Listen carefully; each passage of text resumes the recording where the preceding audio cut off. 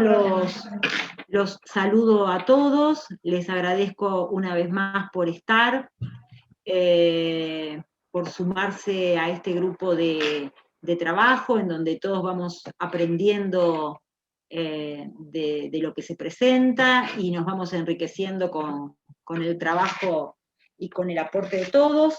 Hoy en el Instituto de Derecho de Familia, del que por lo general siempre hemos hecho o hemos dirigido las charlas o yo o la vicepresidenta Lorena Vicenzetti, trajimos una invitada de lujo, una colega, una excelente colega con quienes más de uno se puede cruzar en los pasillos, pero además se puede cruzar en un caso y siempre va a ser con absoluto respeto, porque así es Lorena.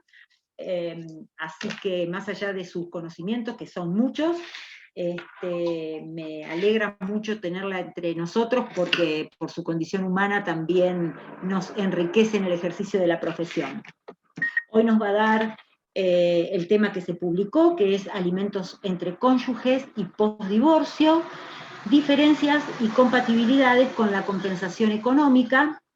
La doctora Lorena Capella, que es docente de la Facultad de Derecho de la UNR, en lo que es Derecho de Familia, y abogada litigante. No quiere que le diga nada más, ningún otro título me ha habilitado, así que le agradezco mucho a Lore su participación y les pido que estén atentos porque de verdad se van a enriquecer con todo su aporte, que es vasto. Lore, todo tuyo, cuando quieras. Bien, ante todo muchísimas gracias Silvina por tus generosas palabras y mi agradecimiento a la gente del Instituto de Derecho de Familia, en tu persona, en la de Lorena Vicenzetti y en la de todos aquellos que participan activamente. Es un gusto estar acá porque es un encuentro con mis pares, con los abogados que litigamos o que nos cruzamos en los pasillos, aunque ahora sea en una menor medida en base a la nueva realidad tribunalicia. La invitación fue cursada para hablar de este tema de alimentos entre cónyuges y posdivorcio, y también hacer alguna referencia a cómo juegan en el caso de si pueden o no concurrir con una compensación económica. Cuando me puse a preparar la charla y pensaba qué decir, cómo decir y con qué empezar, siempre me pasa lo mismo, no sé el cómo, pero hay alguna imagen que detona alguna idea, y en este caso fue justamente la que ustedes ven en la pantalla. Estas dos tostadas, estos dos pedazos de pan, estas dos alianzas que justamente me remiten al vínculo jurídico familiar y al tema del alimento. Y esto me hizo pensar en algo que muchos de nosotros también solemos... Ay, no puedo pasar la pantalla, Silvina. Ahí está. Bien, esto también me hizo acordar a una frase que muchas veces nosotros, por lo menos los más grandes, no sé si tanto los más jóvenes, repetimos o hemos escuchado repetir en nuestra familia, esto de contigo pan y cebolla.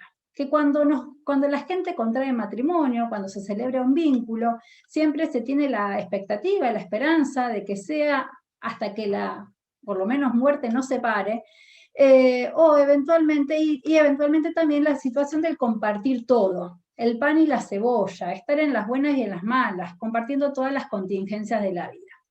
Ahora bien, esto de contigo pan y cebolla, sinceramente, desde mi modesto punto de vista, nos remite a una visión bastante idealista como también la misma visión que tiene Tute cuando en esta viñeta nos dice, quiero todo con vos, que nos casemos, tengamos hijos, nos divorciemos y seamos felices. Es decir, aún en el fin del matrimonio se desea que sea de una manera sana y saludable.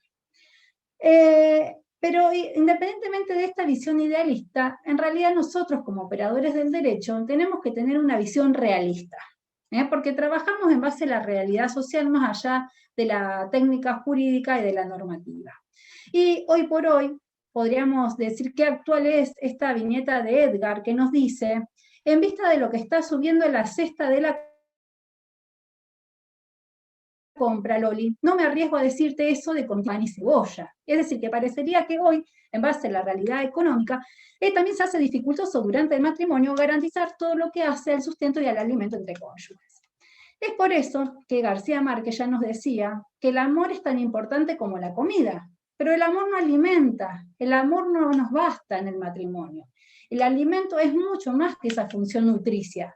Si sabemos que no solamente lo que comemos, la vivienda, los bienes que utilizamos, nuestro esparcimiento y demás. Por eso es importante tener en cuenta cómo se van conjugando estas cuestiones, amor, comida, alimento, de manera general, durante el matrimonio, porque durante el matrimonio dijimos que, bueno, tenemos esa esperanza de que contigo sea pan y cebolla. Pero ¿qué pasa frente a las crisis matrimoniales? Justamente vemos esta otra viñeta, donde vemos que seguramente cuando se sacaron la foto, ahí cuando se casaron, este matrimonio pensaba contigo pan y cebolla. Pero no creo que sea la situación actual y real por la cual ellos están atravesando tras una crisis matrimonial.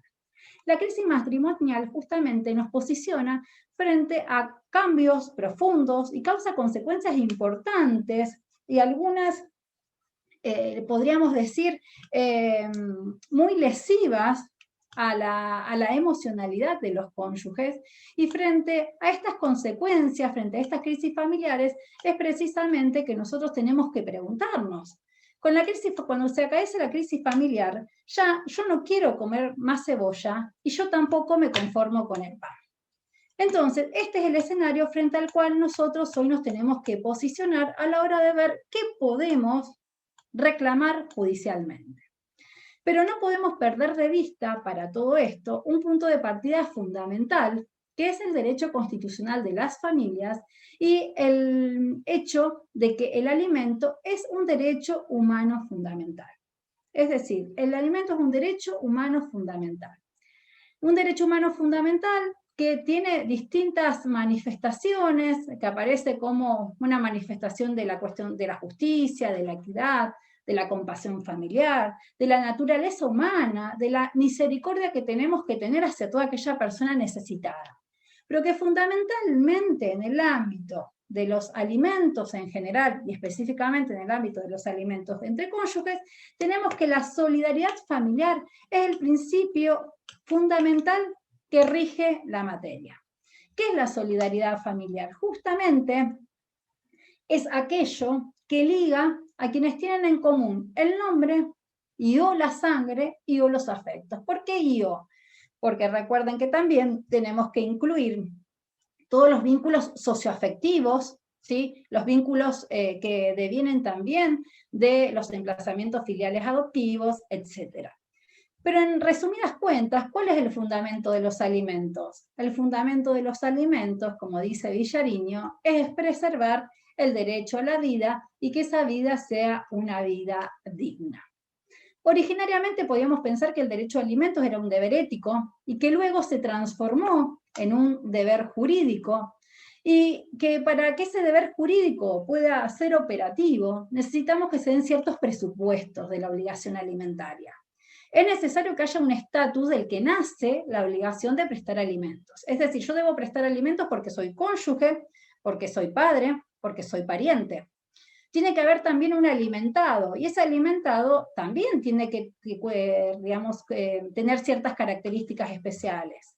Tiene que ser una persona que esté pasando por una situación de necesidad, por una imposibilidad de proveerse los bienes necesarios para su mantenimiento. Y acá quiero que tengan en cuenta algo que a veces nosotros utilizamos en la práctica profesional como algo que no tenemos en consideración. Es decir, el criterio que se llama de indiferencia de la causa. A nosotros y al juez, en realidad fundamentalmente al juez, no le tiene que interesar si el estado de necesidad por el cual está atravesando la persona, en este caso, por ejemplo, un cónyuge, se debe a que esa persona maladministró sus bienes, se gastó todo el dinero jugando en el hipódromo, o eventualmente lo dilapidó o lo regaló. El criterio objetivo es el estado de necesidad independientemente de la causa que generó esa necesidad. Si bien después el juez lo podrá tener en consideración a la hora de establecer de qué modo, qué monto se establece en concepto de prestación alimentaria, o de qué modo esta persona lo puede administrar. Y además se requiere, lógicamente, un alimentante que tenga capacidad económica para suministrar esos alimentos. Porque si estamos frente a otro sujeto vulnerable que no tiene esa capacidad económica, lejos vamos a poder estar de poder hacer efectivo el cumplimiento de una obligación alimentaria. A ver si estoy como complicada con el Power, no sé qué le pasa. Entonces les decía que lo fundamental es tener en cuenta que hay un sujeto que es débil frente a otro. El pretenso alimentado es más débil que el alimentante, y es por eso que cuando vamos a ver la situación en que cada uno se encuentra, tenemos que siempre, como dice Vider Campos, priorizar a aquel que está en inferioridad de condiciones. ¿Qué nos dice el Código Civil de todo esto? El Código Civil justamente nos trae un sistema de fuentes legales de los alimentos. Podemos pensar que allá con el Código Civil de Vélez existía una triple fuente: responsabilidad parental, parentesco y matrimonio, y que incluye el divorcio. Y a partir de la reforma del Código Civil del año 2015 se incorpora el tema de las uniones convivenciales. Este es el sistema de fuentes legales que tenemos en nuestro Código Civil. Y este sistema de fuentes legales es importante verlo, estudiarlo, a la luz de algo que generalmente, cuando en la facultad ya estudiamos metodología del Código Civil, y más cuando vengo yo voy a decir la metodología del Código Civil, nos parece que es algo que quizás no reviste tanta importancia. Pero les digo que en el tema alimentario, la metodología que asumió, que tiene el Código Civil y Comercial, por la cual optaron los autores del anteproyecto y del proyecto luego, es totalmente, es un criterio protector de todas las relaciones jurídicos familiares y de las obligaciones alimentarias. ¿Por qué? En cada título, ¿sí?, el legislador reguló el tema alimentario. Es decir, que si nosotros queremos iniciar una demanda de alimentos entre cónyuges, vamos a ir al capítulo que me habla de los derechos y deberes matrimoniales. Si queremos iniciar una demanda de alimentos entre parientes, iremos al título de alimentos entre parientes, y así a las distintas fuentes. Ahora bien, es decir, independientemente de que se regule el tema de los alimentos en cada tipo familiar, el código tiene un sistema normativo de remisión que integra el sistema normativo, el sistema jurídico. ¿Qué significa esto? Para decirlo más sencillo, que el código establece que todas las normas que se determinan en el título de alimentos entre parientes se van a aplicar también a las otras fuentes legales alimentarias, en tanto sean pertinentes y compatibles. ¿Qué significa esto? Que cuando yo estudio el tema de alimentos entre cónyuges, no me puedo quedar con lo que me dicen los artículos 431, 432, no, 433, no me puedo quedar, 434, no me puedo quedar con esas normas. Tengo que necesariamente remitirme, ir a la normativa de alimentos entre parientes para poder valerme de todas las disposiciones que van a servir para avalar también mi petición. Entonces, este es un tema, vuelvo a repetir, de metodología que parecería intrascendente, pero que es sumamente importante a la hora de estudiar el tema y a la hora de litigar. Finalmente, antes de entrar en las cuestiones más generales, tenemos que recordar que estamos en la obligación alimentaria, es una obligación jurídico-familiar bastante especial. Tenemos una deuda, hay un crédito, hay una prestación de dar o hacer, y que tenemos una particularidad, que tenemos un acreedor que no puede elegir a su deudor. Es decir, en el caso de alimentos entre cónyuges o excónyuges, yo no puedo elegir a quién va a ser mi deudor. Lamentablemente, como podría ser a la hora de realizar otro tipo de relación obligacional, un contrato, por ejemplo. Es decir, yo tengo limitado quién va a ser mi deudor. Mi deudor va a ser mi cónyuge o mi excónyuge. Hasta acá decíamos cuestiones generales, y la última cuestión general es tener en cuenta que el objeto del crédito alimentario es económico, se satisface con dinero, con bienes, pero que estamos frente a una obligación que tiene un fin extrapatrimonial. ¿Por qué? porque es la finalidad de la obligación satisfacer el derecho a la vida, las necesidades del alimentado. Y esto tiene carácter extrapatrimonial. Así, de esta manera genérica, ya nos podemos meter de lleno a analizar distintos escenarios vinculados a los alimentos. El primer escenario, digamos, o los distintos escenarios son ver qué pasa con los alimentos durante el matrimonio, sea convivan o no convivan los cónyuges porque están separados de hecho, y qué sucede tras el divorcio. Son estos los puntos que hoy vamos a tratar de desarrollar a lo largo de este encuentro. El primer escenario, decíamos, que era durante la convivencia y la separación de hecho. Acá tenemos normativa concreta y específica.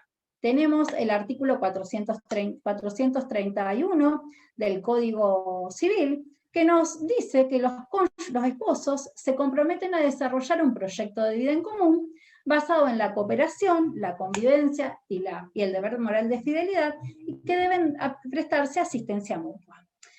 A mí me gusta esta imagen porque en alguna oportunidad la escuché a la doctora Nora Lloveras y que ella lo explicaba al conjunto de derechos y deberes matrimoniales de esta manera, como la existencia de un proyecto de vida en común que se sustenta en la cooperación, en la convivencia y el deber moral de fidelidad, y que tiene como base justamente la asistencia que debe imperar, la asistencia mutua que debe haber en todos los sentidos entre los esposos. Cuando hablo de asistencia, o cuando el código habla de asistencia, ¿qué se interpreta por tal?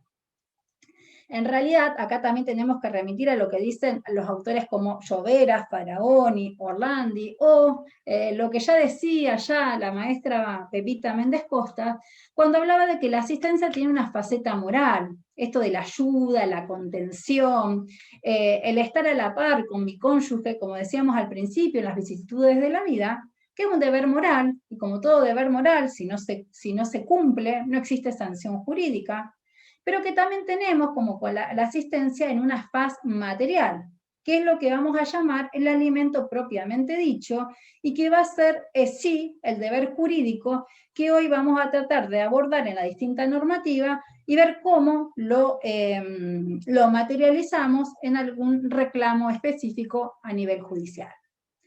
Recordar entonces que siempre que hablemos de alimentos entre cónyuges, tengamos en cuenta este artículo que les dije, el 431, el artículo 432 que vamos a ver ahora, y todas las normas de remisión que tenemos en alimentos entre parientes. Ahora bien, ¿qué nos dice este artículo 432? Que los cónyuges se deben alimentos entre sí, es decir, no hay uno que le deba al otro, ambos recíprocamente se deben alimentos durante la vida en común. Noten ustedes, y esto es por eso pongo esta llamada de atención, que habla de vida en común, no dice cohabitación. Es decir, que tranquilamente, ustedes saben que también el deber de cohabitación termina siendo un deber moral porque no tiene sanción jurídica dentro del marco del código. Es decir, que aún cuando los cónyuges no cohabiten, también se deben prestar alimentos recíprocamente. Siempre doy el mismo ejemplo, el caso de la cantante Sosa y Mediavilla, es decir, que son un matrimonio, que tienen residencias separadas, que hacen vida en común, pero no cohabitan. Entre ellos rige el deber alimentario. Y ese deber alimentario también subsiste, aún estando los cónyuges separados de hecho y con posterioridad al divorcio. Fíjense la última parte, o como yo le digo, la colita del artículo, que dice que esta obligación alimentaria se rige por las reglas relativas a los alimentos entre parientes en cuanto sean compatibles. Por si nos olvidamos de lo que veníamos diciendo de la norma de remisión, acá el artículo 432 nos los trae a colación nuevamente. Yo les decía que durante la vida en común, los cónyuges se deben alimentos. Y si ustedes recuerdan, dentro de las normas de lo que llamamos el régimen primario, que es el cuerpo normativo, conjunto de normas que es aplicable tanto a los cónyuges que se casan bajo el régimen de comunidad de ganancias como los que se casan bajo el régimen de separación de bienes, se establece que ambos cónyuges deben contribuir en proporcionar a sus recursos, ¿a qué? Al propio sostenimiento, al sostenimiento del hogar, al sostenimiento de los hijos comunes y al sostenimiento de los hijos del otro, ¿sí? de mi cónyuge, en el caso de las familias ensambladas, cuando fuesen menores de edad, con capacidades restringidas o con discapacidad y conviviesen con nosotros.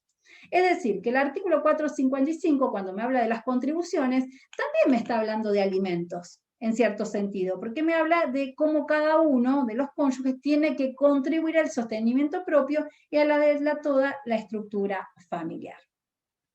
Lo que pasa es que a veces no nos ponemos a pensar como que, bueno, alimentos entre cónyuges convivientes parece algo natural, algo que no se nos pasaría quizás por la cabeza pensar que podría existir un incumplimiento a este derecho de ver estando los cónyuges viviendo bajo un mismo techo y haciendo vida en común.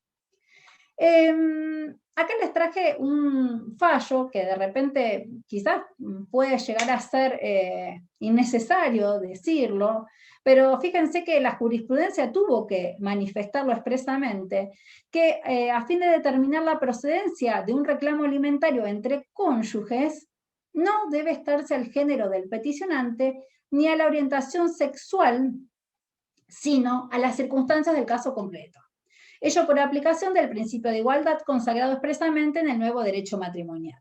Es decir, a ninguno de nosotros quizás se nos ocurriría pensar que dentro de una pareja, digamos, donde hubiese diversidad de géneros, una pareja eventualmente igualitaria, se pondría en duda si procede o no el derecho alimentario a favor de otro en base a estas circunstancias, orientación sexual o género, pero este fallo justamente tuvo que expedirse al respecto porque una de las formas que se pretendía eximir de la obligación era en base a estas circunstancias. Si tenemos que ver cómo establecemos o cómo se fija esa prestación alimentaria entre cónyuges durante la convivencia y la separación de hecho, el Código también nos da una respuesta, también nos trae una norma concreta, que es el 433, que me dice cuáles son las pautas que va a tener que tomar el juez para cuantificar los alimentos. Pero no solamente son pautas que va a tener que tomar el juez para cuantificar los alimentos, sino que son pautas que tenemos que tener nosotros en cuenta, los abogados, ¿a la hora de qué? A la hora de redactar la demanda y a la hora de formular el ofrecimiento de prueba. Es decir, vamos a tener que tomar estas circunstancias a la hora de poder justificar debidamente la procedencia de la prestación y el monto que estamos solicitando. Como les decía, ahí puse en amarillo alimentos durante la convivencia.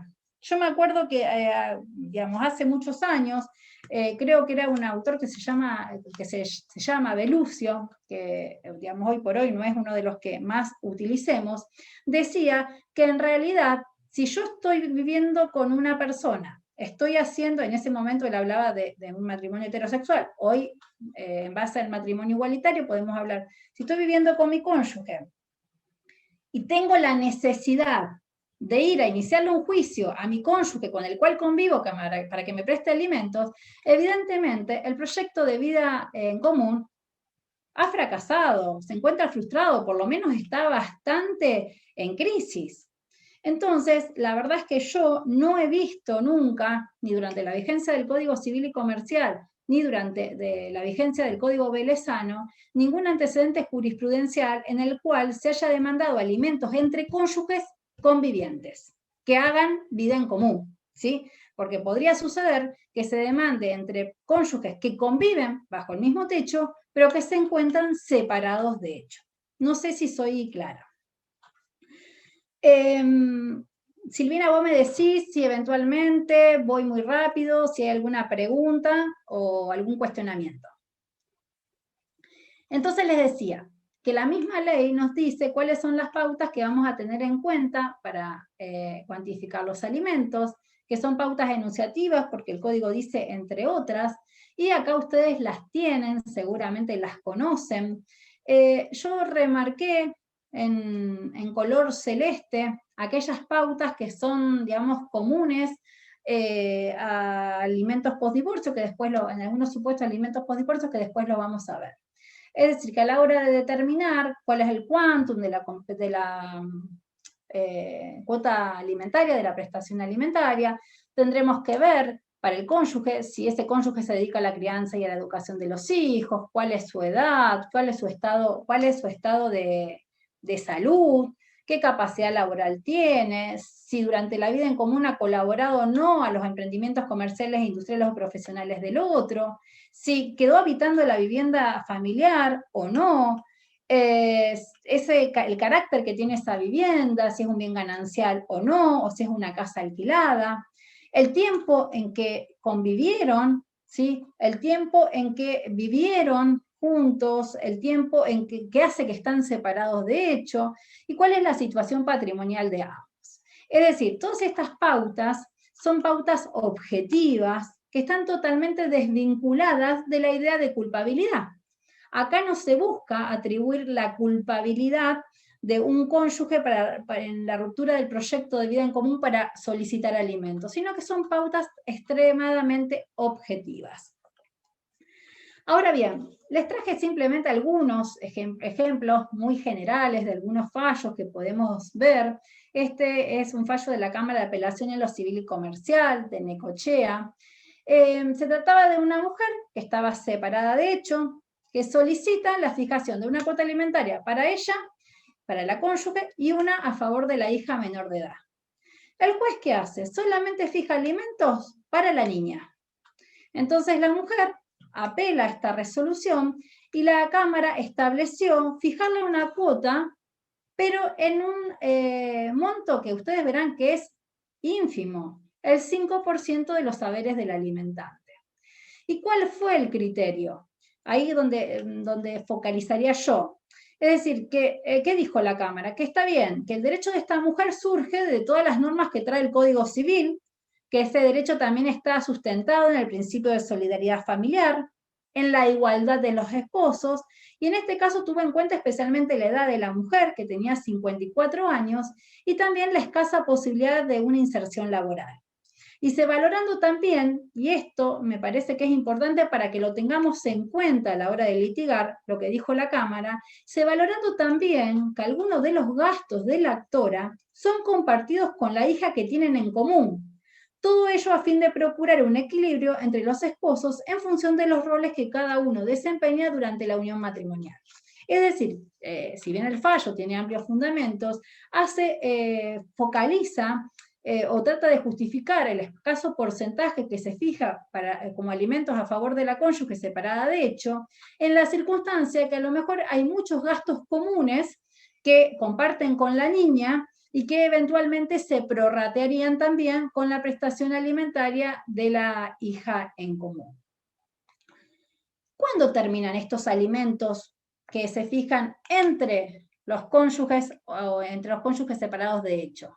Lógicamente, cuando desaparece la causa que motivó la petición de los alimentos, fundamentalmente el estado de necesidad, o cuando el cónyuge alimentado inicia una unión convivencial o incurre en alguna de las causales de indignidad que trae el Código en el artículo 2281. Es decir, establece, digamos, frente a estas cuestiones, tienen en miras, como ahí les señalaba, evitar justamente que haya una situación de abuso del derecho y que no se consolide eternamente la obligación de un cónyuge de pasar alimentos al otro cuando han variado las situaciones de hecho. Lógicamente que el cónyuge alimentante tendrá que iniciar las acciones tendientes a acreditar estos extremos, a acreditar la causal de indignidad o a acreditar que cesó la causa que motivó o que se inició una unión convivencial.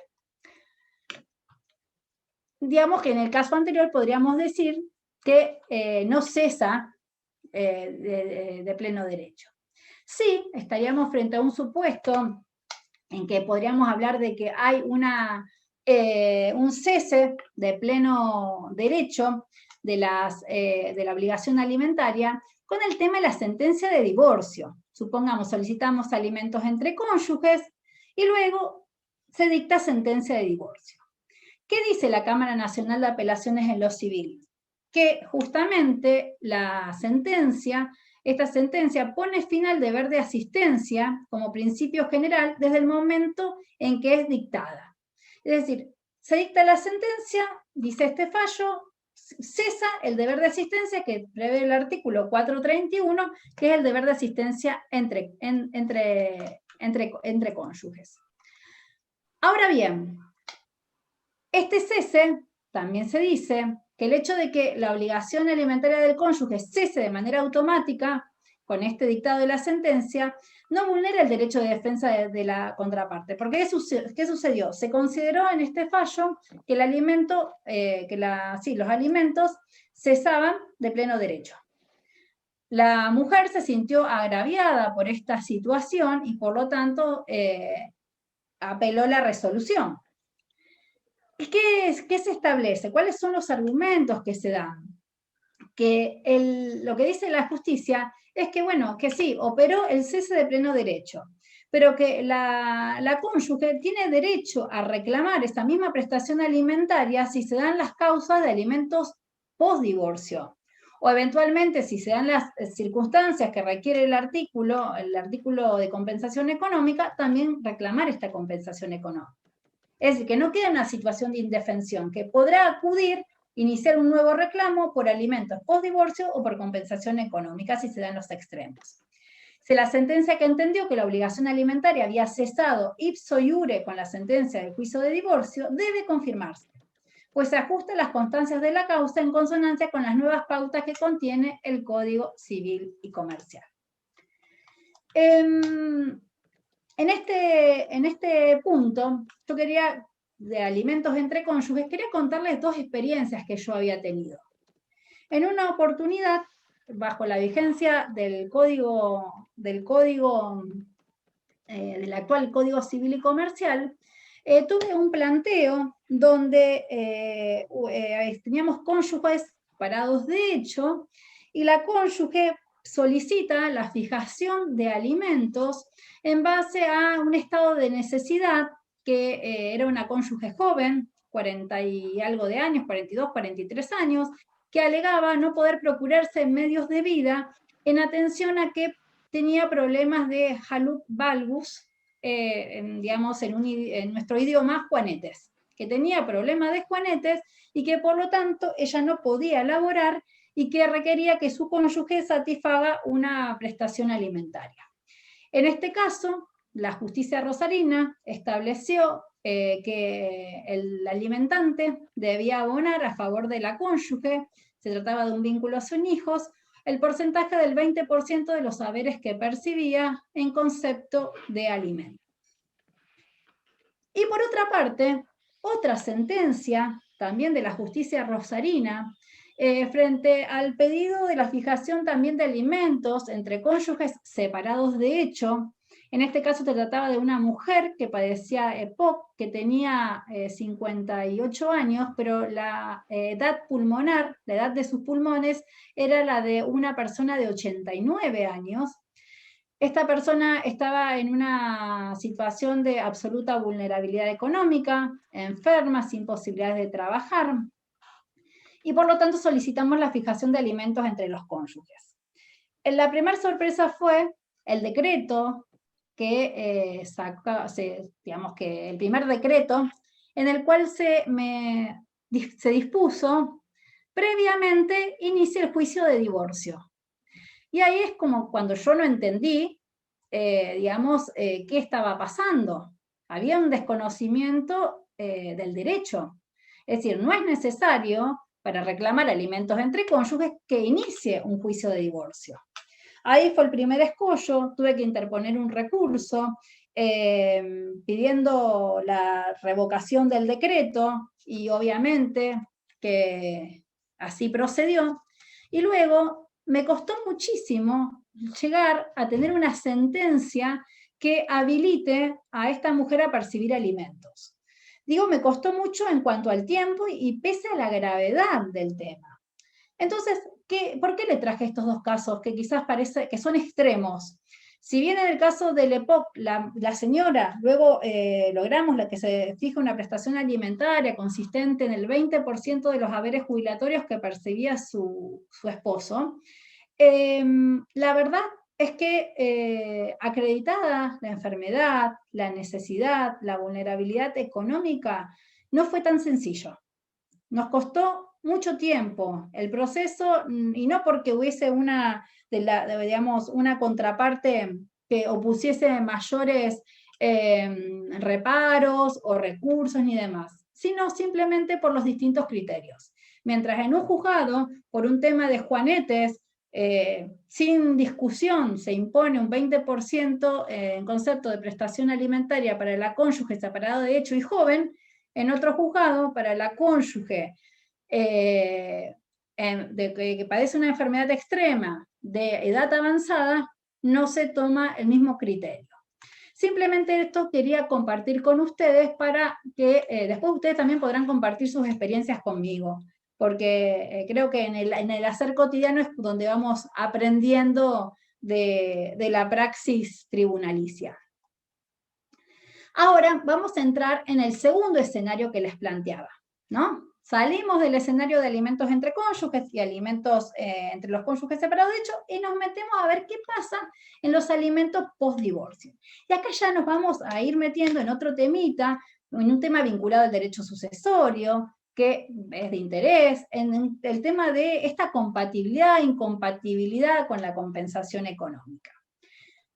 En primer lugar, recordemos que dentro de los alimentos entre cónyuges, dentro del marco de los alimentos post-divorcio, vamos a tener dos fuentes, dos lugares de donde, que era la fuente, el lugar de donde emana algo.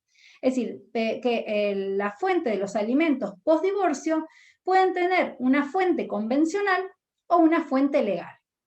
La fuente convencional, ¿cuál va a ser? Cuando los alimentos post-divorcio se establecen en el convenio regulador de los efectos del divorcio. Y entonces, respecto a esa obligación alimentaria, van a regir las pautas que allí hayan previsto los cónyuges. Pero también cabe la posibilidad que los cónyuges hagan pactos por fuera del expediente de divorcio, pactos que pueden homologar o no. Y en ese caso se regirán por las normativas de ese pacto. Y me parece muy interesante lo que dijo la Sala 1 de Gualeguaychú frente a un caso justamente de alimentos convencionales. Dice, nada obsta que los cónyuges, en función del principio de solidaridad familiar, incluyan en el convenio regulador una obligación de alimentos a favor de quien el divorcio colocó en situación económica más frágil. Más aún, la última parte del 434 reconoce la fuente convencional de los alimentos, pudiendo los cónyuges pactar aquello que consideren más conveniente respecto a la procedencia. Es decir, que pueden establecer la cuantía, la forma de pago, la duración, las causas de cese, y acá la luz de atención. ¿Por qué? Porque dice la sala de Gualeguaychú, y también es algo que a veces nosotros damos por sentado como que quizás a veces no es viable, también dentro del convenio regulador, ¿sí? A la par del alimento podemos establecer la procedencia de la compensación económica. O sea, sabemos todos que dentro del marco del convenio podemos establecer la compensación, pero todavía existe como en algunos sectores algún saber difuso que habla de esa incompatibilidad que habría entre alimentos y compensación económica. Si estamos hablando de una fuente convencional, estamos hablando de autonomía de la voluntad, las partes pueden regular sus relaciones jurídicas del modo en que estimen más convenientes. O sea que no habrá inconveniente en hacer subsistir de manera paralela una compensación económica y unos alimentos en tanto y en cuanto la fuente de esto sea el convenio de las partes, sea convenio dentro del expediente o un convenio, digamos, privado o un convenio que se haya eventualmente homologado o que pueda ser uno privado que pueda ser homologado oportunamente. Ahora bien, vamos a quedarnos entonces, respecto a las obligaciones convencionales, tengan en cuenta que siempre va a regir ¿qué cosa? El principio de autonomía de la voluntad. Y en la medida en que estén las partes debidamente asesoradas con patrocinio letrado, pueden convenir en este sentido que les decía. Ahora bien, ¿qué pasa con la otra fuente de los alimentos? Que son las fuentes legales. Concretamente, los dos supuestos que están establecidos en el artículo 434 del Código Civil. El primer supuesto son los alimentos del cónyuge enfermo. Reitero, nos ubico por las dudas que ya se estén aburriendo y se estén perdiendo.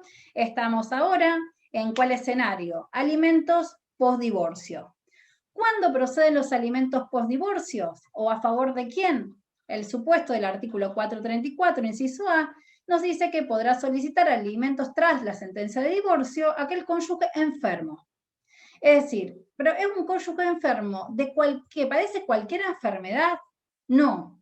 Tiene que ser una enfermedad que revista estas dos características, que sea una enfermedad grave y que sea una enfermedad además preexistente al divorcio, independientemente de cuál sea la patología. Y además que esa enfermedad le impida al cónyuge autosustentarse. Estas son, digamos, las dos características indispensables. Y digamos, la particularidad de esta obligación de alimentos a favor del alimento del cónyuge enfermo es la transmisión de la obligación a los herederos. Es decir, ¿qué pasa si muere el cónyuge alimentante, que es el obligado principal? Fallece y esta obligación se transfiere a sus herederos. Lo cual, para algunos herederos, seguramente no es algo, no es una noticia muy feliz, ¿no?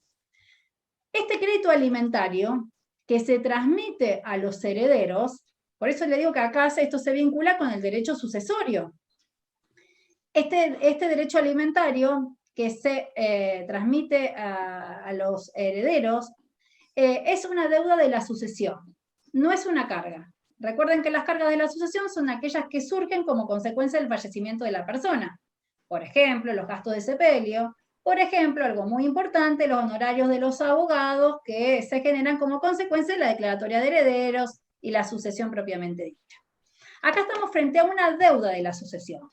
Entonces, esa deuda se tiene que deducir del activo hereditario y por lo tanto puede afectar la legítima y sí. Los herederos que tenían a lo mejor la expectativa de recibir determinados bienes verán reducida su legítima porque tienen que satisfacer previamente todas las deudas del causante, incluida esta prestación alimentaria para el cónyuge enfermo. Inclusive, el cónyuge enfermo, para poder, digamos, proteger su prestación alimentaria, puede pedir judicialmente que se reserven bienes o puede oponerse a que los herederos se le entreguen los bienes a los herederos hasta tanto no tenga garantías suficientes de que se va a cumplir en debida forma con la obligación asistencial. Con relación a este tema, a mí me gusta mucho cómo lo aborda el doctor Magín Ferrer, que según ustedes sabrán que es un especialista en derecho sucesorio. Ahora bien, ¿qué puede hacer el heredero que se encuentra frente a esta noticia poco grata de que tiene que cumplir con la prestación alimentaria a favor del ex cónyuge del causante? El heredero, dijimos que asume la deuda como heredero del causante, no como familiar del enfermo. Es decir, tenemos que pensar que puede darse un caso que es que pensemos en una estructura familiar básica, dos cónyuges que tienen un hijo en común. El cónyuge, tras el divorcio, el cónyuge se encuentra cumpliendo con una prestación alimentaria a favor del cónyuge enfermo. Acaecido el fallecimiento del alimentante, esa obligación alimentaria recae en cabeza del único heredero que hay, que a la sazón era hija común de ambos, de alimentante y de alimentado. Pero en este caso, este hijo común no asume la obligación como familiar del enfermo, sino como heredero del causante. Entonces, decíamos que este heredero va a responder con Lorena, todos los bienes recibidos, y si los enajenados... Te hago la pregunta para no salir demasiado del momento en el que, estás planteando esto. Acá preguntan a Lía si se necesita sentencia definitiva en los alimentos o alcanza con una resolución de alimentos provisorios. Supongo que tiene que ver con el tema de que se traslade a los herederos. Sí, exactamente.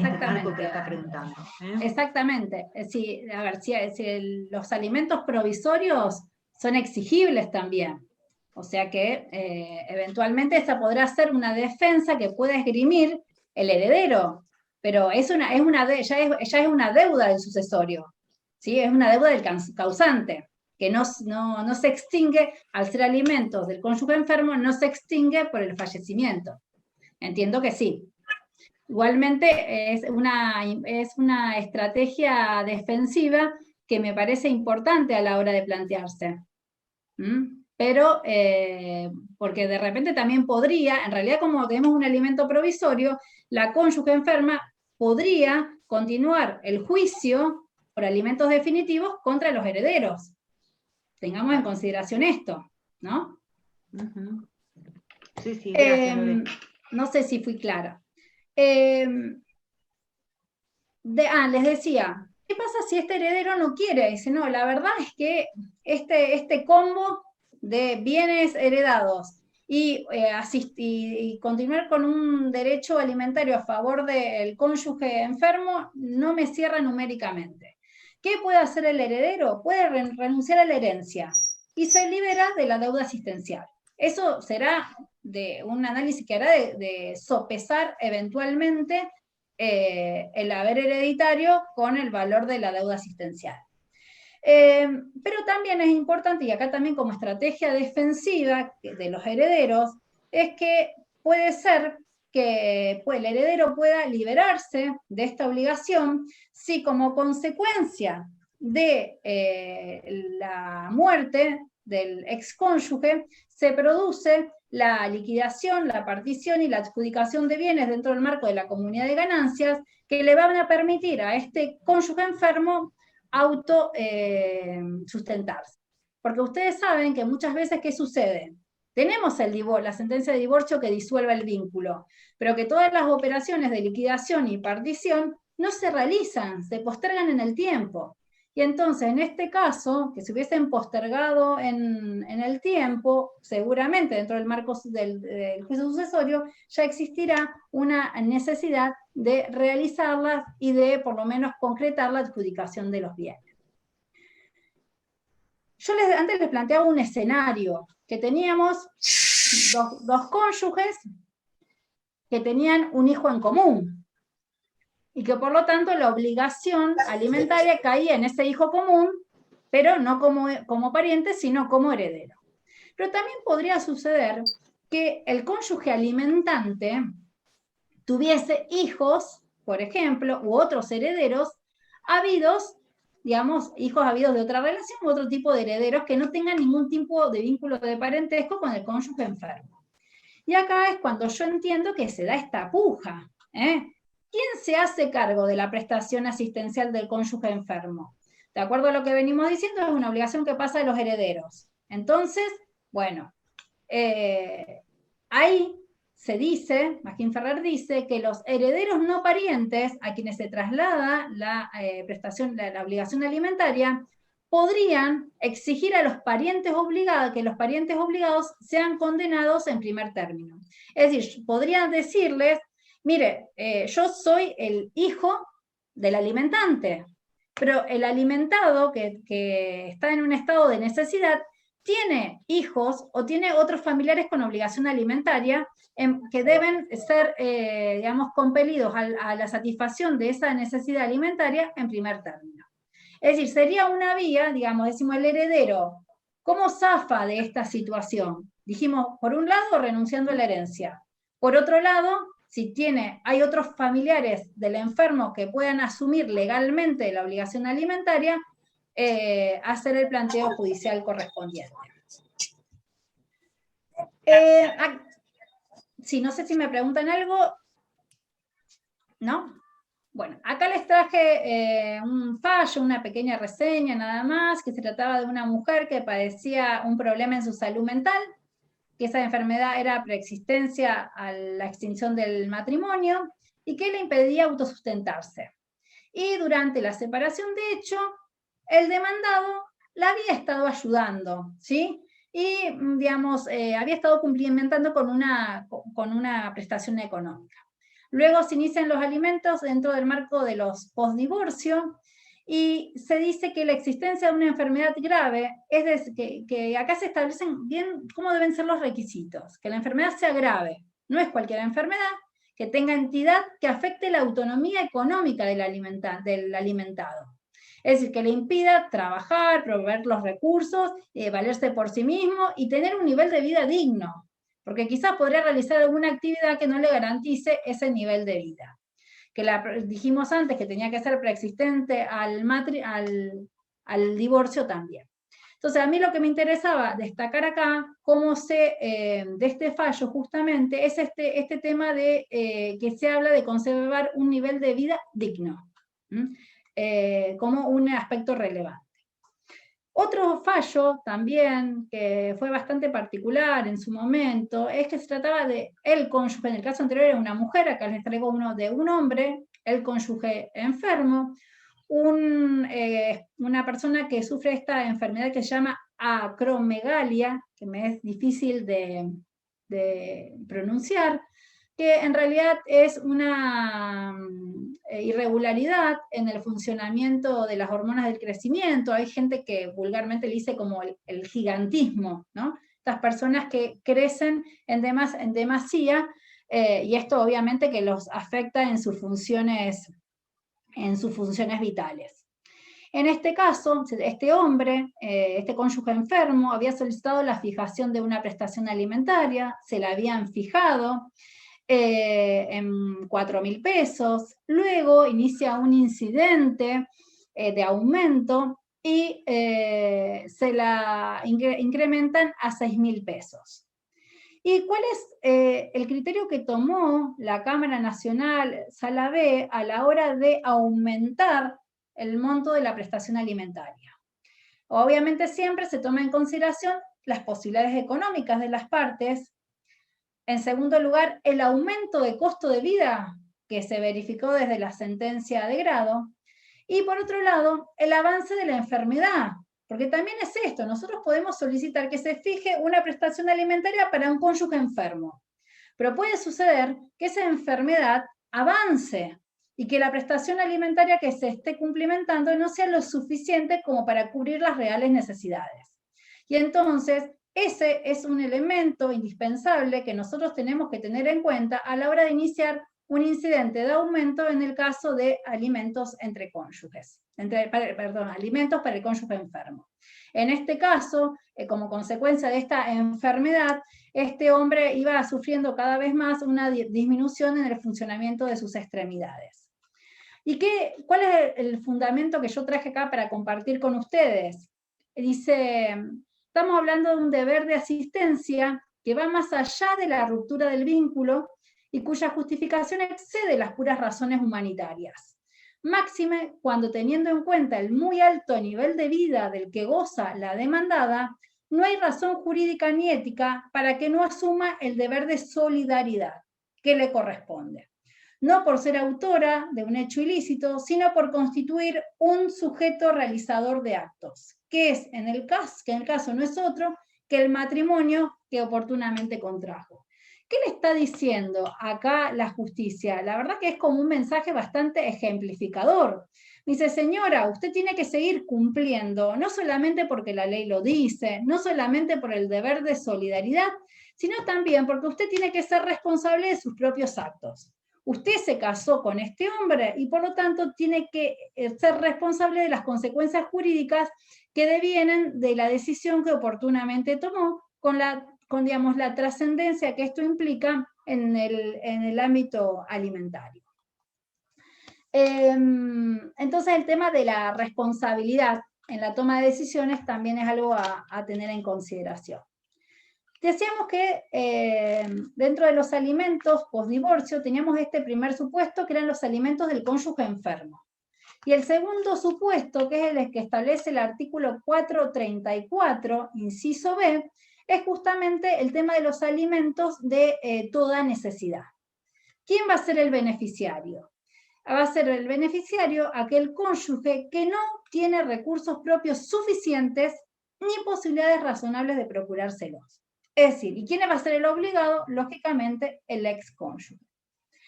Recuerdan que antes, cuando hablamos de alimentos entre cónyuges y entre cónyuges que convivían y tras la separación de hecho, hablamos de varias pautas de cuantificación que trae el Código Civil. En el caso de alimentos para el cónyuge necesitado, en el supuesto de alimentos post-divorcio, las pautas, ¿sí?, para la cuantificación son más reducidas. Se habla de la edad y del estado de salud de ambos cónyuges, ¿sí?, porque no solamente tengo que ver la situación del alimentado, sino también la del alimentante, la capacidad laboral y la posibilidad de acceder a un empleo del alimentado o de quien pretende ser alimentado, y la atribución judicial o fáctica de la vivienda. Por lo tanto, acá vemos que quien no tiene recursos propios, no puede procurárselos, puede solicitar la prestación alimentaria, pero con ciertos límites. ¿Sí? ¿Hasta cuándo voy a percibir? Porque dijimos, en el caso de los alimentos para el enfermo, ¿sí?, ¿cuándo cesarían estos alimentos? Bueno, obviamente cuando esta persona, por ejemplo, se recupere, y es tan importante que dijimos que se transmite inclusive, o cuando fallezca, cuando se transmite a sus herederos. Acá, en los alimentos de toda necesidad, tenemos otro tipo de límites más tasados, más concretos. Tenemos un límite temporal que dice que no puede durar más tiempo de lo que duró el matrimonio. Bueno, y esto es lo que se llama el principio de solidaridad tasada. Ahora bien, en algunos casos podríamos decir que es aceptable, y en otros casos quizás se convierte en una situación para toda la vida. Pensemos en un matrimonio que vivió 40 años juntos y se establece alimentos de toda necesidad. Bueno, seguramente va a ser hasta el final de la vida esa obligación. No es lo mismo un matrimonio que duró 10 años, 5 años, 4, donde justamente este periodo va a quedar condicionado por el plazo del matrimonio. Y después hay otro límite que es personal, que no puede reclamarlo el cónyuge que percibe la compensación económica. Y acá otra vez la luz de alarma, porque sobre esto que dice el artículo 434, ahora vamos a volver, cuando veamos la compatibilidad con la compensación económica. Cuando cesan estos alimentos, ¿sí?, para el cónyuge enfermo, los de toda necesidad, cuando desaparecen los presupuestos que motivaron el derecho alimentario, o cuando el alimentado o el excónyuge alimentado vuelve a convivir, vuelve a casarse o demás, o las causales de indignidad, que estas son causales comunes, digamos, a ambos supuestos, el cónyuge enfermo y toda necesidad. Ahora bien, si el cónyuge enfermo nunca se casa, nunca convive, nunca incurre en alguna de las causales de indignidad y sigue estando enfermo, bueno, ahí vemos que también es una obligación que se prolonga por un tiempo totalmente incierto en cabeza del cónyuge alimentante o en cabeza de sus herederos. Y esto es, digamos, un tema para pensar. Tener en cuenta cuando en los alimentos de toda necesidad, cuando luego, tras las operaciones justamente de la liquidación de la comunidad de ganancias, se le adjudican bienes, ¿sí?, a alguno de los cónyuges, que en este caso en particular, a la cónyuge se le adjudica un inmueble, y dice que esto, lógicamente, implica un activo para ella, y que le permitiría poder asumir sus gastos personales. No obstante, se hace todo este es un fallo bastante largo, y dice que si bien la obligación alimentaria entre cónyuges subsiste, aunque se tengan otros ingresos, y esto es importante, ¿cuál es el criterio que sienta acá la Cámara? Dice que, bueno, aunque tenga otros ingresos, el cónyuge necesitado puede seguir percibiendo prestación alimentaria. Dice, ese es el principio general. En el caso concreto, ¿sí? En el caso concreto, ese principio no se aplica cuando el reclamante de alimentos se encuentra en condiciones de procurarse los medios para su subsistencia o con las entradas de ambos son equivalentes. Es decir, este principio general, en el caso, digamos, no se aplicaba y por lo tanto acá se produce una variación de la prestación. Y para ir ya terminando con este tema, este era un caso de un hombre a quien se le habían fijado alimentos a favor de su cónyuge, que hacía 27 años que venía pasando prestación alimentaria de manera mensual a su esposa. Es decir, imagínense, 27 años, toda una vida desde que estaban separados. Entonces, cuando cambia el Código Civil Comercial, este hombre se presenta a la justicia y pide el cese de la prestación alimentaria. ¿Y qué dicen en primera instancia? En primera instancia le rechazan el pedido de cese, pero en segunda instancia se revoca justamente esta prestación alimentaria. ¿Y cuál es el fundamento? Vieron que antes hablamos que en los alimentos de toda necesidad tenemos un plazo máximo para pasar estos alimentos de toda necesidad, que era el tiempo que duró el matrimonio. Bueno, en este caso, este hombre había estado casado por un periodo mucho menor a 27 años y por lo tanto había estado pasándole alimentos en exceso en base a lo que dispone el límite de la normativa legal. Y entonces se dice que la duración del matrimonio entre las partes fue inferior a la cantidad de años en que el actor ha abonado alimentos a su excónyuge. Y procede el cese de la prestación alimentaria. También, bueno, hay muchos temas para hablar, no sé cómo estamos con el tiempo, si no, esto lo paso, me parece que estamos con el tiempo, Silvina. Estamos más que nada por los tiempos de la gente, de los colegas que de repente tienen actividad. No, sí, bueno, por eso mismo voy a tenés que empezar con compensación. Sí, ya, exactamente, pensaba eso, voy a saltarme. Estamos a 1:10 más o menos de iniciado la charla. Sí, está bien, gracias.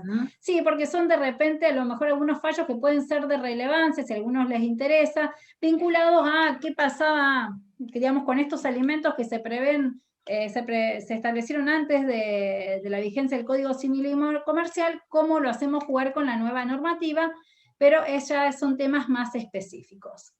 Digamos, en síntesis. Para hacer una síntesis de esta primera etapa, antes de entrar a hablar del otro aspecto, que me parece bastante importante, es que a veces cuando tengo la sensación, por lo menos personal, de que cuando iniciamos un juicio de alimentos entre cónyuge o postdivorcio, es como si uno se tirase a la pileta, como que no sabe, digamos, en qué sentido va a devenir el proceso. O sea, no tenemos duda que el derecho alimentario es un derecho humano fundamental. Sabemos que si tenemos que iniciar una acción de alimentos, vamos a tener que recurrir para el alimento definitivo, la mediación prejudicial obligatoria, salvo casos de violencia, no así para el alimento provisorio, que los procesos que se imponen es un proceso sumarísimo. Y acá yo digo con esto que nos tiramos a la pileta, porque no sabemos qué va a pasar en cuanto a los montos. Existen criterios totalmente variables.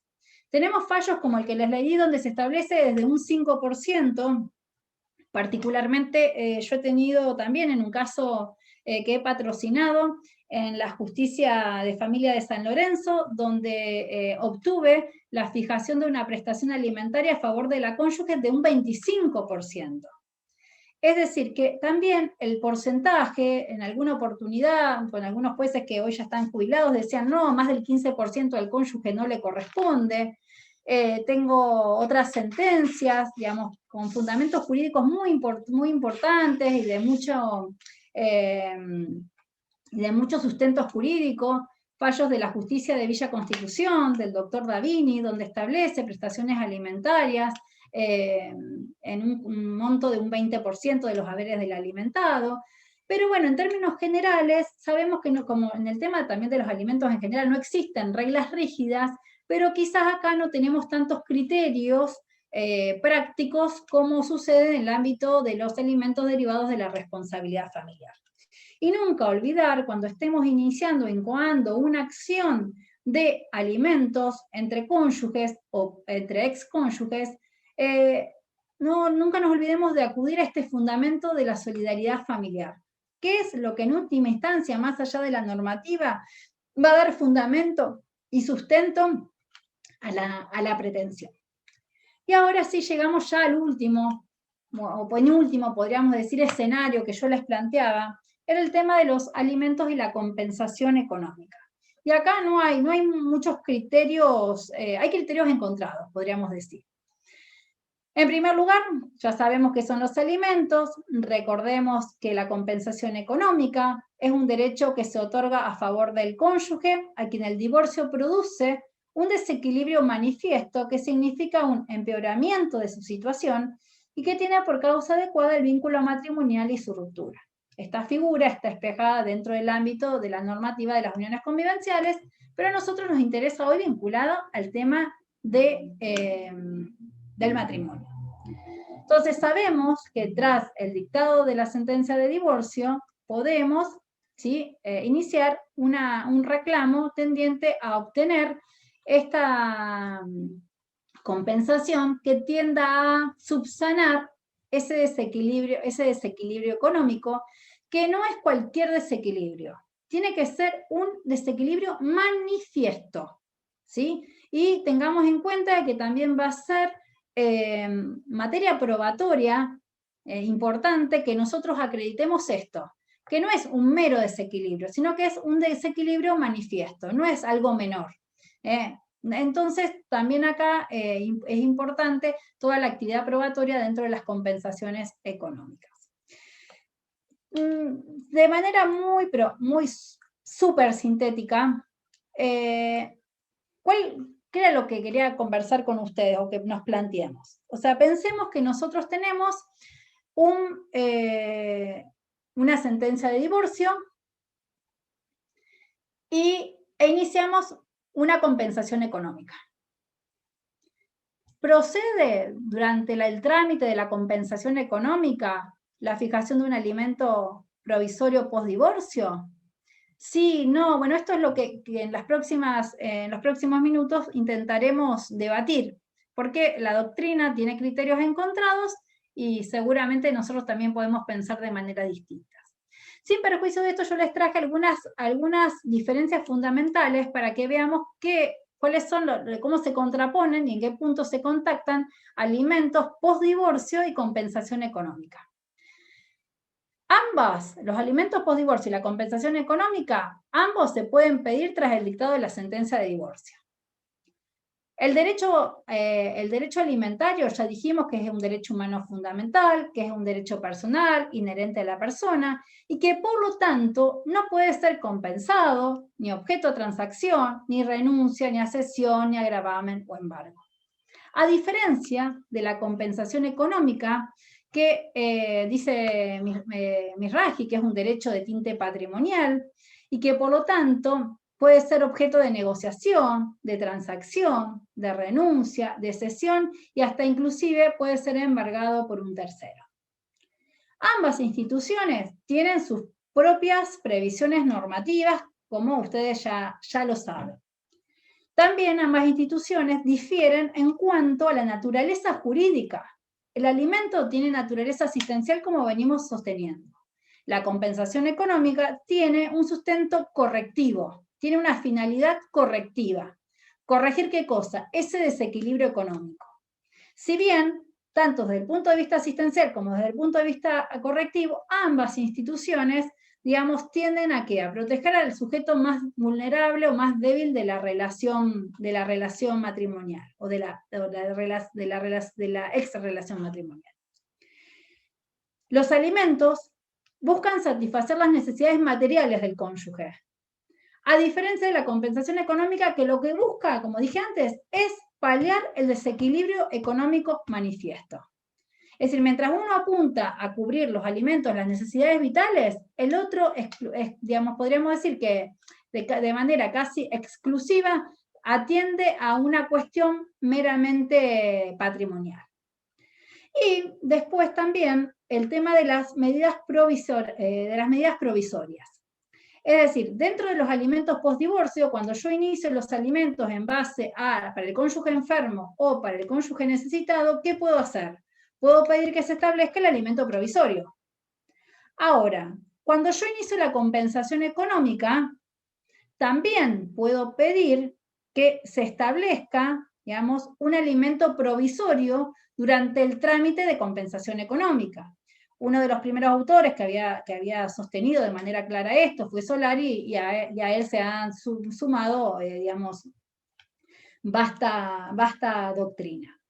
Ahora bien, acá les traigo yo algo que puse con signitos de admiración, el tema de si durante el trámite de compensación económica, ¿puedo pedir que se fije una compensación económica provisoria? Sobre este tema no hay mucho escrito, no hay mucho dicho, sí hay algunos antecedentes, pero a mí me interesaba que nosotros tengamos también en cuenta esta posibilidad. En primer lugar, determinar las diferencias entre alimentos postdivorcio y compensación económica, para ver que no son lo mismo. Una vez que tenemos en claro que no son lo mismo, que las instituciones tienden a satisfacer otras cuestiones independientemente de las características comunes que tengan, vamos a entrar a analizar en qué medida pueden jugar conjuntamente, pueden operar de una manera coordinada o no. Y el último aspecto del cuadro comparativo que les traía, no los voy a leer porque esto es pura norma, pero simplemente para que ustedes tengan en cuenta que noten ustedes que de manera comparativa, acá yo les establecí, que las pautas de fijación de los alimentos post-divorcio son muy similares, en su mayoría coinciden con las pautas de fijación de la compensación económica. O sea que los criterios que el juez va a tener en cuenta a la hora de, la mayoría de los criterios que el juez va a tener en cuenta a la hora de establecer, determinar y fijar un alimento, también son los que va a considerar a la hora de establecer y determinar el quantum de la compensación económica. Estas son las cuestiones que siempre digo que las tenemos que estudiar en paralelo, porque son los mismos supuestos, y remarcar solamente aquellos que diferencian a las instituciones. Teniendo en cuenta esto, acá es como que se empiezan a surgir todos los interrogantes. Independencia, compatibilidad o incompatibilidad entre compensación económica y alimentos. Lore, sí. Si me permitís, un poco tomado de una pregunta que nos está haciendo Mariela en el chat, si hay un tiempo para pedir la compensación, sí, desde que se da la separación de hecho, y si podés plantearla un poco en paralelo con la posibilidad de pedir alimentos. Porque bueno, lo de la compensación, justamente, bueno, con relación a la primera pregunta, la compensación económica, ¿sí? Solamente puede incoarse una acción tendiente a este reclamo una vez que exista sentencia de divorcio, ¿sí? Porque vos me referiste recién en la pregunta separación de hecho. Sí.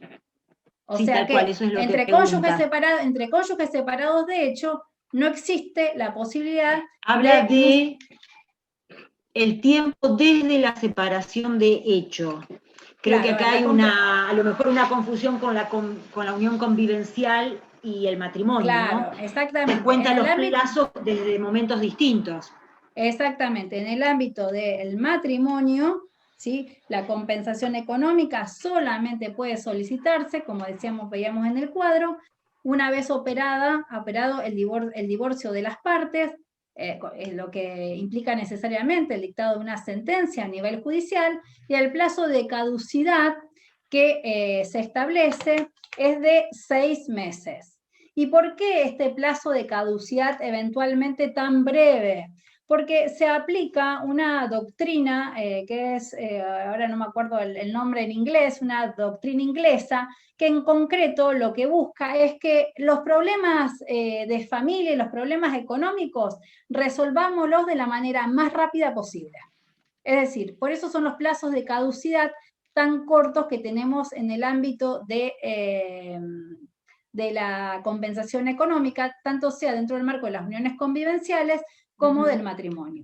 Ahora bien, el tema del cese del cese de la unión sí tiene relevancia para reclamar la compensación económica en el ámbito de las uniones convivenciales. No sé si fui clara con relación a la respuesta, a la pregunta que me habían formulado. Creo que no tenemos que confundir, por favor, matrimonio con uniones convivenciales.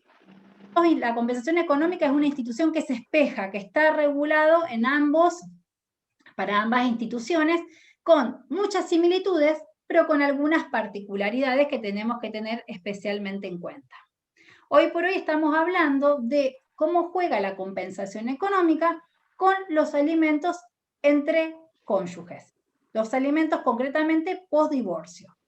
¿Por qué? Porque tenemos, como ya vimos hasta acá, el artículo 434.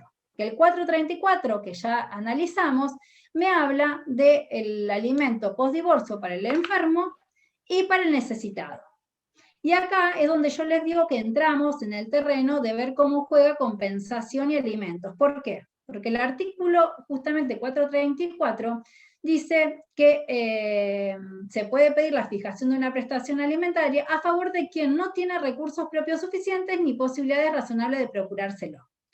La obligación no puede tener una duración superior al año del matrimonio, que ya lo vimos, y acá en lo rojo es donde tenemos que focalizar. Que esta obligación alimentaria no procede a favor del que recibe la compensación económica del 431.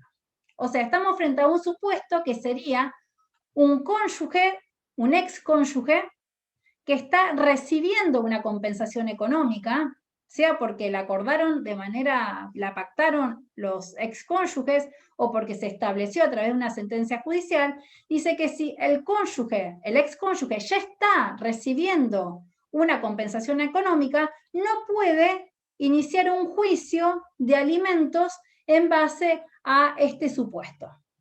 Hasta acá soy clara, porque esto, entonces, el primer criterio interpretativo, ¿cuál es? Que la incompatibilidad solo se da en el supuesto del 434, inciso B, alimentos de toda necesidad. La doctrina, ¿qué dice? Y ahora voy a ver de qué tipo de incompatibilidad.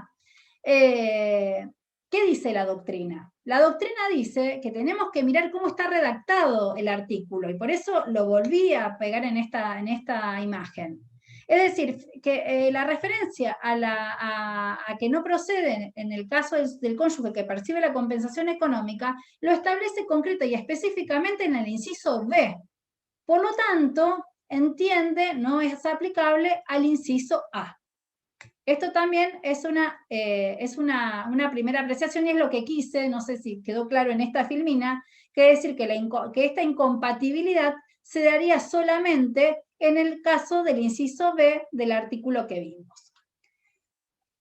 Un segundo criterio interpretativo, volvemos a cómo está redactado el artículo 434, inciso B. Dice que no proceden los alimentos de toda necesidad a favor del que recibe la compensación económica. Y acá, ¿por qué les focalizo en recibe? Porque tenemos que tener en cuenta que es un tiempo presente. ¿Qué nos dicen los autores? Que tenemos que ver qué le pasa al cónyuge en el periodo que va, por ejemplo, desde que se declara el divorcio hasta el eventual reconocimiento de una compensación económica, ¿no? En ese tiempo, entre que el cónyuge se divorcia y inicia un juicio de compensación económica y obtiene sentencia en ese juicio, pasa tiempo. Y puede ser que ese cónyuge se encuentre realmente necesitado. Y entonces, ¿qué dicen los autores? Que cómo se interpreta el artículo, esta parte del artículo que acabamos de ver. que lo que dicen Masinghi, y también en el mismo sentido Mizrahi, que lo que no se puede es percibir simultáneamente, ¿sí?, desde el punto de una compensación económica y alimentos, ¿sí?, post-divorcio, en tanto y en cuanto, vuelvo a reiterar, esto estamos hablando de fuentes legales. Si esto hubiese sido como consecuencia de un convenio de partes, a la autonomía de la voluntad nos remitimos. Pero acá estamos aplicando justamente esta parte del artículo 434. Entonces, ¿cómo interpretan estos autores? Es decir, que lo que se veda es que puedan percibirla de manera simultánea, no sucesiva. Por lo tanto, en el tiempo que va entre justamente el inicio, entre el divorcio vincular hasta el dictado de la sentencia de compensación económica, existe la posibilidad que el cónyuge necesitado inicie una acción de alimentos y que se le fijen alimentos a su favor. ¿Hasta acá se comprendió, Silvina? Voy a leer, perfecto, Lore, te voy a leer otra cuestión que plantean acá. Entonces, puedo iniciar una acción de compensación económica cuando estoy percibiendo alimentos en los términos del 434, inciso B. Exacto. Pero, sí, sí. Perfecto. Por lo menos esa es la interpretación de Mizrahi Masinghi. Lo que no sería factible es al revés, que habiendo percibido una compensación económica, reclame alimentos de toda necesidad. Bueno, no te digo que siempre tenemos la mitad de la biblioteca a favor y en contra. Claro, claro. Tenemos justamente a Mizrahi que nos da respuesta a esto que vos estás planteando. O sea, tanto Mizrahi como Masinghi dicen lo mismo en términos generales. Que la ley, digamos, lo que veda es que se cobre simultáneamente compensación económica y alimentos, pero no lo veda que se hagan de manera sucesiva. Y entonces dice, por lo tanto, dice, que yo después le hice unas preguntas clarificadoras para esto. ¿Puedo cobrar los alimentos? ¿Sí? Es admisible, sí, dice Mizrahi, cobrar alimentos y después cobrar la compensación económica. ¿Se puede? Sí, porque es sucesivo, no es simultáneo. Bien. También se podría haber percibido una compensación económica y que luego de que me hayan abonado la compensación económica, yo me la dilapidé, la gasté y caigo en un estado de necesidad. Y entonces Mizrahi dice que aún en este supuesto, aun cuando yo ya haya cobrado mi compensación económica, me la gasté y si estoy en un estado de necesidad extrema, yo igualmente puedo iniciar una acción de alimentos de toda necesidad post-divorcio a mi cónyuge. Y entonces, ahí, Lore, te pregunto acerca de los tiempos, por decir de alguna manera, porque si vos cobraste una compensación económica, salvo que haya sido consensuada y haya surgido de un convenio, pero supongamos que la tuviste que plantear judicialmente y la cobraste después de haber litigado sobre esto. Sí. Ya estás divorciada, sí, lograste la compensación económica dentro del plazo de caducidad que la ley te permite para interponerla, y ¿cuánto tiempo tenés o cuál es el plazo, no sé si de caducidad, de prescripción, para que vos generes un planteo por alimentos del 434, inciso B? Como vos decís, dilapidé la compensación económica y ahora voy por alimentos a mi ex cónyuge, ya ex. Sí, o sea, totalmente. Imagínate, viste que ya el ex o la ex, porque decimos siempre él como si fuese el hombre el que necesariamente tiene que pagar, ¿no?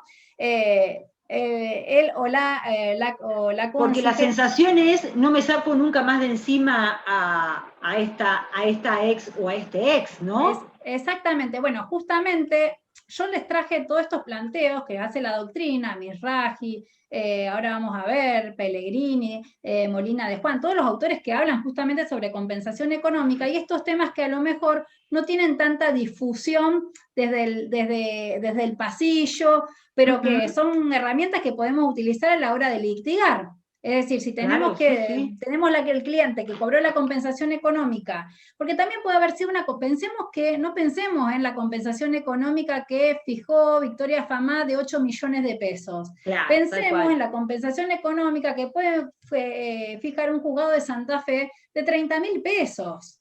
Ujú. También es esto, atengámonos a estas cuestiones, que ese es un Sí, sí. elemento que también será eventualmente en su momento valorado, entiendo. Pero en realidad, volvemos al principio fundante de todo esto, el principio de solidaridad familiar.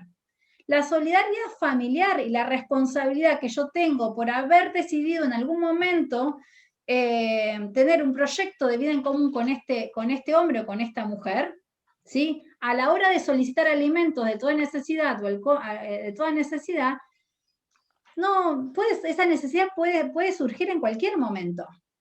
Lo que sí que se evaluará, como hubo casos, hay casos donde se evalúa el transcurso del tiempo, si puede ser tomado como un abuso de derecho. Yo me Claro. acuerdo siempre que había un caso que era bajo la vigencia del Código Civil anterior, un caso que estudié hace, no sé, como 20 años, que se trataba de la cónyuge separada de hecho, que luego de 20 años le iniciaba un juicio de alimentos.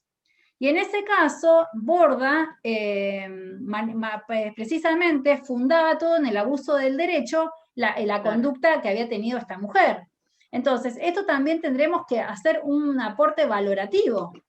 Si seguimos estos criterios, bueno, si el cónyuge necesita, en base al principio de solidaridad, por la circunstancia de ser excónyuges, ¿puede realizar el planteo alimentario? Sí. Después veremos cuáles son las estrategias defensivas, como este abuso del derecho, el tiempo. ¿Y qué otra cuestión tenemos que ver? Si hay otros parientes obligados. Porque Claro. no podemos perder que también puede haber otros parientes obligados a quien pueda demandarse de una manera hasta coadyuvante o de manera Ujú. principal. Entonces, tenemos que ver el panorama general de la situación familiar de las personas que concretamente nos traen el tema al entendimiento. De manera general, yo les planteo esto, que es lo que dicen los autores. ¿Puedo cobrar alimentos y después iniciar compensación económica? Sí. ¿Puedo percibir la compensación económica y luego que me la abonaron y eventualmente me la gasté bien o mal? ¿Puedo iniciar una demanda por cuota alimentaria, por alimento de toda necesidad? Sí. Acá yo les había formulado, a ver, ya para ir terminando. Un tema recurrente en el que todos en algún momento caemos, y acá te hacen una pregunta, es en cuanto a la cuantificación de la compensación económica, ¿no? Bueno, perdón, eso ya es tema para, si quieren, termino con esto y lo puedo decir ahora cuando terminemos, porque el tema de la cuantificación económica, de la compensación, hoy estamos hablando de alimentos. No, no es que no lo voy a Claro. contestar, pero si me dejas terminar con esto del alimento, para Y no cortar pone, la y línea, pone, y pone como una conclusión, Mariela, en fin, ¿son las mismas que para alimentos? Me parece que no. Las pautas de bueno, sí, cuantificación. las pautas para la fijación, la determinación y la fijación de la compensación económica, tal cual yo les señalé, a ver si puedo ir para atrás rápidamente, en este cuadrito, ¿sí? Donde les hago un comparativo entre el 433, que es el que establece las pautas de fijación de alimentos y las pautas de la fijación de la Sí. compensación económica. Ustedes ven que están casi así espejadas, como yo digo, que son casi las mismas. Nada más la G y la H son las que son diferentes propias de los alimentos. Las otras son muy similares. Sí. Pero vuelvo a repetir, son dos instituciones distintas que tienen en miras objetivos distintos. Una es asistencial y la otra es correctiva. Estas son las preguntas que yo pensé que podía para sintetizar esto. ¿Puede incoarse un juicio de alimentos con fundamento en el artículo 434, inciso B, o sea, de alimentos de necesidad, de toda necesidad, mientras se tramita una acción de compensación económica? Sí. O sea, yo inicio un juicio de compensación económica y solicito se me fije un alimento provisorio. ¿Hasta cuándo podré percibir los alimentos que se hubiesen, provisorios o definitivos, que se hubiesen establecido, si yo estoy tramitando la compensación económica, hasta que perciba la compensación económica. Si yo tenía alimentos fijados a mi favor, voy a poder cobrar esos alimentos hasta que yo perciba la compensación económica. ¿Se comprende? Es decir, ahí está la incompatibilidad, ahí surge la incompatibilidad, cuando yo tengo los dos derechos actuales. Los dos derechos no los puedo, salvo que sea por convenio, vuelvo a repetir, pero en los dos derechos no puedo cobrar alimento de toda necesidad de manera paralela a que cobro una compensación económica.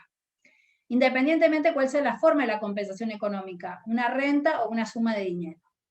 Luego de percibida la compensación económica, ¿puede el cónyuge necesitado iniciar acción de alimentos? Sí, de acuerdo a la postura de Mizrahi y Massinghi, porque ellos hablan del criterio de sucesividad. Sucesivamente no hay problema. Estas eran como 3 preguntas que hice que me pareció que quizás podían llegar a esclarecer un poco el tema. Bien.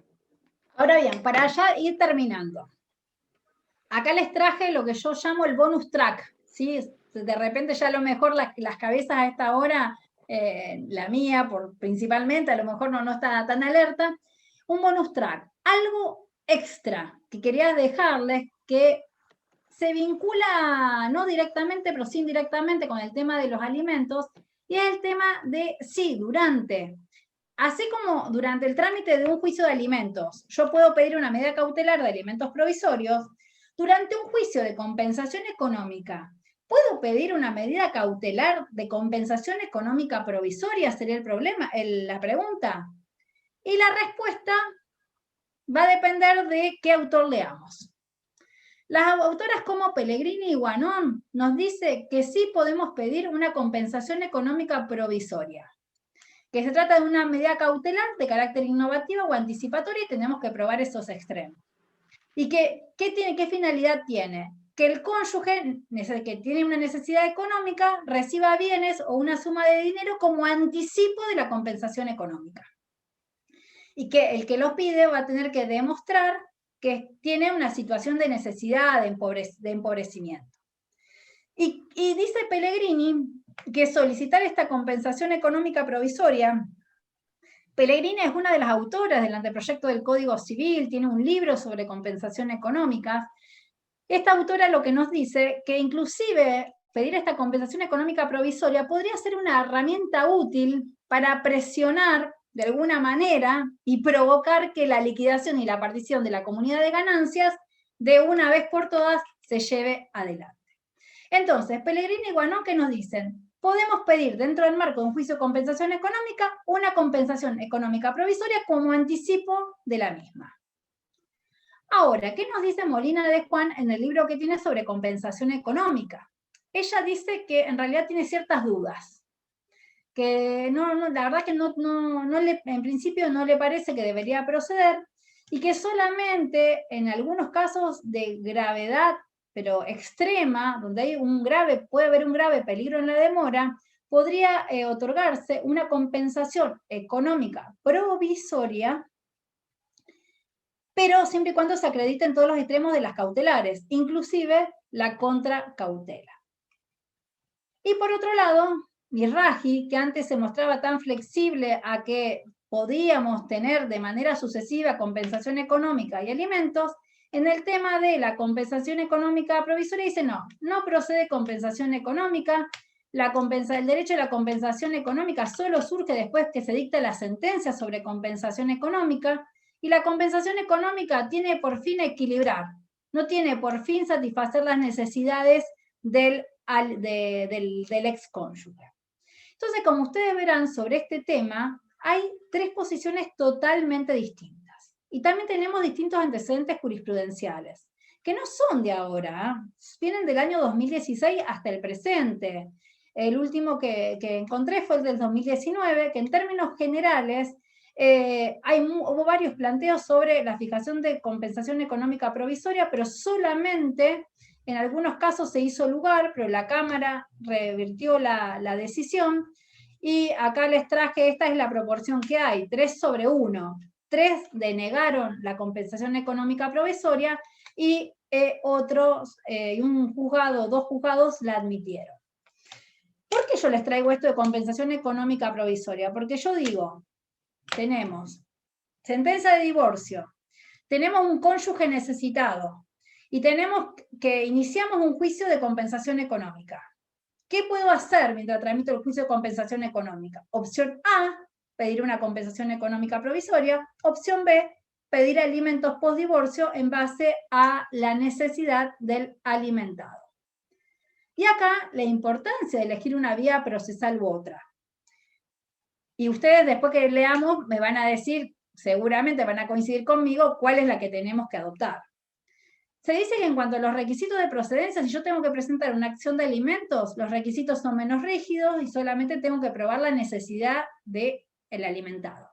En cambio, si se trata de una compensación económica provisoria, voy a tener que demostrar la verosimilitud del derecho a percibir una compensación económica, lo que es totalmente distinto y mucho más difícil de probar. Otro tema importante es la repetición de lo pagado. Ustedes ya saben que todo lo abonado en concepto de alimentos es irrepetible, por el artículo 539. Pero en cambio, si yo hubiese percibido una compensación económica provisoria durante la tramitación del juicio de compensación económica, la demandada, me podría solicitar luego la repetición de lo pagado. Porque supongamos que yo inicié una demanda de compensación económica. Se fijó compensación económica provisoria, la estuve percibiendo. Y el resultado del juicio puede haber sido en un sentido negativo. Perdí la acción. Y por lo tanto le voy a tener que devolver al demandado, toda la plata que percibí. O también podría suceder que yo percibí de compensación económica provisoria 100.000 pesos durante todo el proceso y la sentencia de compensación económica es por 30. Voy a tener que devolverle la diferencia. Y la última es el tema de la imputación del pago, que dentro del marco de un juicio de alimentos provisorios, de alimentos en realidad, el dinero abonado en concepto de alimentos provisorios no se va a imputar a cuenta de la compensación económica. Si yo tengo alimentos provisorios y estoy tramitando la compensación económica, cuando sale la sentencia de compensación económica, no me van a imputar lo que me pagaron en concepto de alimentos como compensación. En cambio, si a mí me fijó una compensación económica provisoria, el dinero abonado como compensación provisoria, que se dice que es un anticipo de jurisdicción, sí debe descontarse del monto, como les decía en el ejemplo anterior. Ahora bien, entonces, si ustedes iniciaron un juicio de compensación económica y tienen un cónyuge necesitado, un ex cónyuge necesitado, ¿por qué vía irían?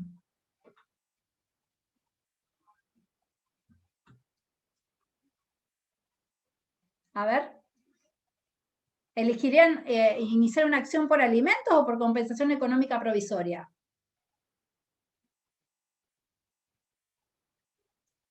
No sé si vos lees. No leo el chat, discúlpenme, pero no tengo acceso al chat. Acá todos te están contestando alimentos. Exactamente. Muchos, por supuesto. Sí, que digamos, a todas luces es la vía más indicada. De todas maneras, no puedo dejar de traerles a ustedes lo que dice la doctrina y lo que se está planteando a nivel judicial, que puede ser que el criterio cambie con relación a la compensación económica provisoria, pero desde el punto de vista material es mucho más conveniente el tema de los alimentos, ¿sí? Sé que esto es un tema muy finito, pero es algo que tenemos todos que tener en cuenta, porque son los planteos que podemos formular. Y que quizás a veces también en los buenos planteos que pueden hacer los abogados se abren nuevas alternativas para la defensa de los intereses de los clientes. Y para terminar, juro que con esto ya termino, el cuarto supuesto es el tema de nulidad del matrimonio. Yo la verdad en mi vida en mi vida profesional intervine solamente en una nulidad del matrimonio y no he tenido mayores experiencias al respecto. Pero tengan en consideración que si se declara la nulidad de un matrimonio, la única opción que tiene el cónyuge de buena fe es de poder solicitar, tras la sentencia de nulidad del matrimonio, una compensación económica. que el código no le reconoce derecho alimentario al cónyuge de buena fe cuyo matrimonio fue anulado. Esto es a lo mejor un tema que quizás nunca tengamos o pocos podamos tener en nuestro ejercicio profesional, pero también es importante tenerlo en cuenta.